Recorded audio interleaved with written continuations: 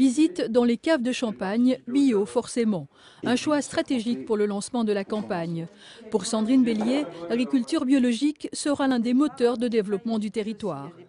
À l'échelle de la grande région Grand Est, donc Alsace, Lorraine, Champagne-Ardenne, aisément, on peut envisager l'installation d'un minimum de 500 paysans en bio et petites installations en bio sur le prochain mandat, donc en 6 ans.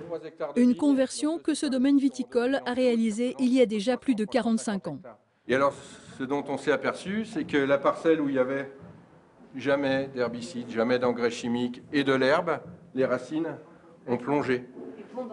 Et celles-ci, elles sont restées en surface. Une agriculture plus respectueuse de l'environnement, oui, mais la candidate veut aller plus loin, vers une écologie créatrice d'emplois. Toute la démarche d'efficacité énergétique, de lutte contre le dérèglement climatique, de développement des énergies renouvelables, ce sont des secteurs créateurs d'emplois non délocalisables, dans le bâtiment, notamment pour l'efficacité énergétique, pour nos industries, dans le domaine des énergies renouvelables. Un déplacement en compagnie des têtes de liste départementales et de la candidate en Nord-Pas-de-Calais-Picardie. Mais sans la numéro 1 du parti, Emmanuelle Cos, pourtant annoncée, les écologistes se mettent en ordre de bataille. J'avoue, peut-être à tort, que ça ne me préoccupe pas plus que ça, le fait qu'on ait quelques personnes qui préfèrent partir au premier tour sur une liste socialiste.